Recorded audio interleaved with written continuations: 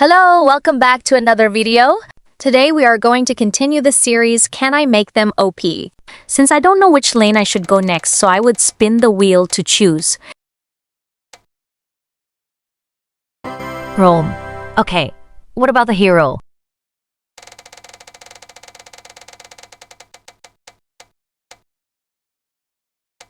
Ah, I got Franco. Okay, nice. Now, for anyone who are wondering why it looks like it doesn't have a lot of heroes than compared to the amount of roamer in games, it is because I hid the ones that I don't have yet. Don't worry, once I have the hero, I will open it back up. As usual, pro build first. Now I don't use a lot of Franco, because it is kind of like skill issue. For me, especially the hook. I couldn't hook properly. It is either miss or too far. That's why I don't use Franco a lot. But in the spirit of this series, we will do it. I've never really liked playing Franco, and here's why. His ultimate only suppresses one target. Sure, it's great if you catch the right person, but if their teammates are nearby, you're probably just adding another death to your scoreboard. Like mostly what is happening here. In my opinion, Franco is a lot stronger when you're playing with a full squad or at least a group of 3. That way, if you land a good hook or use your ultimate, you can immediately call your teammates to follow up. When you're playing with random teammates, it's a lot less reliable. Sometimes they'll back you up, and sometimes they'll leave you fighting alone. Of course, this is just my opinion as a casual player. So if you're a Franco main, don't come after me. It is just based on my opinion. I know there are people who absolutely dominate with Franco, landing insane hooks every game, but that's definitely not me. Every time I play Franco, I always feel like there's a lot of pressure because everyone expects you to hit every hook. The moment you miss one, it feels like your teammates are already judging you. I'm actually curious what you guys think. Do you think Franco is still strong in the current meta, or is he a little too dependent on his team? Personally, I feel like he's one of those heroes that can completely change a game, but only if your teammates know how to play around you. You can land the perfect hook, suppress the enemy marksman, and set up the easiest kill ever, but if nobody follows up, then all you've really done is put yourself in danger. That's one of the reasons I think Franco is much better when you're playing with friends, even if it's just a trio. You can actually tell your teammates when you're about to hook someone or when you're looking for a pick. Communication makes such a huge difference. In solo queue though, it's kind of a gamble. Sometimes your teammates react instantly and everything goes perfectly. Other times, they're clearing minions, taking jungle camps, or fighting somewhere else while you're wondering where everybody went. Maybe it's just a skill issue on my part. I won't even deny that. I did say this series is from the perspective of a noob. I'm not pretending to be a top global Franco or anything like that. I'm just someone who enjoys experimenting with builds and seeing what actually feels good to play. That's actually the whole reason I wanted to start this series. There's so many videos saying, this build is broken, or this hero is overpowered. But I want to see if they really feel that way when an average player uses them. Sometimes a build looks amazing because the person using it is incredibly skilled. But what happens when someone like me tries it? Is it still strong, or does it only work if you're already really good at the hero?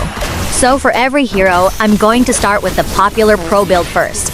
I think that's the fairest way to test things because it's the build that a lot of experienced players are already using. Then I'll compare it with my own build that I found on TikTok, and maybe even some builds that you guys recommend in the comments. Who knows? Maybe we'll discover something even better than the pro build. Speaking of that, I actually need your help. If you're a Franco main, or if you've got a build that you swear by, leave it in the comments. It doesn't even have to be a normal build. If you've got a weird build that somehow works, I want to try it. The whole point of this series is to experiment, so I'm open to trying almost anything. And just so we're all on the same page, this series isn't me trying to teach anyone how to play Mobile Legends. It's more like we're learning together. Some builds are going to surprise us, some are probably going to be terrible, and I'm definitely going to make some questionable plays along the way. But honestly, I think that's what makes it fun. If a build doesn't work, at least we'll know not to use it. And if we find a hidden gem, then everyone wins. Hopefully, by the time I've tested every hero in the game, I'll actually become a decent Mobile Legends player.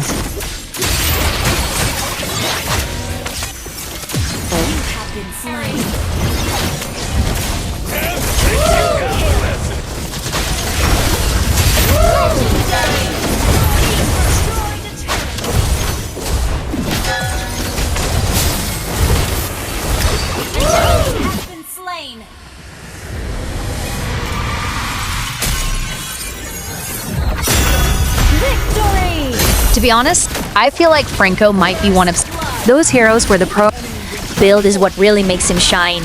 Again, I don't actually know because I don't play Franco enough. This is literally me testing things out. Looking at the stats though, I think this build could actually be pretty good.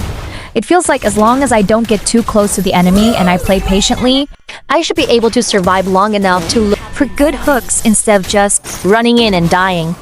Then again, this is coming from someone who has actually been reported for intentionally feeding while playing Franco. I wasn't even trolling, I was genuinely trying my best. That's how bad I am with this hero. Maybe it wasn't Franco's fault. Maybe it was my positioning. Maybe I'm just terrible at Franco. I guess that's exactly why I'm making this series. Instead of assuming a hero is weak or strong, I want to test different builds and see if they actually change how the hero feels. Maybe by the end of this video, I'll realize Franco isn't as bad as I thought. Or maybe I'll confirm that he's just not the hero for me.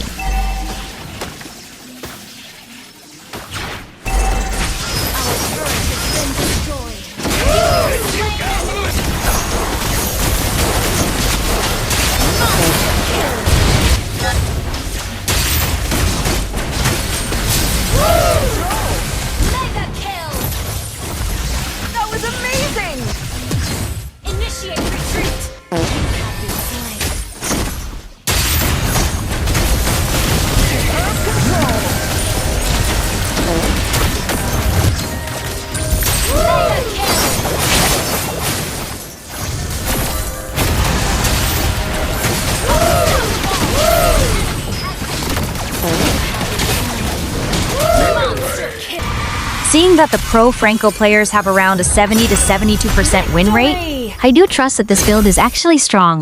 I don't think the build is the problem. I think Franco is one of those heroes where the player's skill matters more than the items.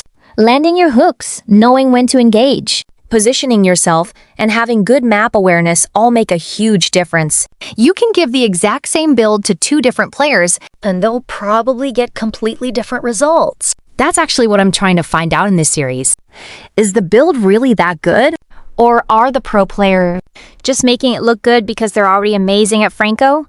Since I'm definitely not a Franco main, I think this is a pretty fair test. If I can still get good results with this build, then I'd say it's doing its job. What do you guys think? Is Franco one of those heroes where the build carries the hero? Or is he one of those heroes that's almost entirely based on the player's skill? Until next time, game on, always.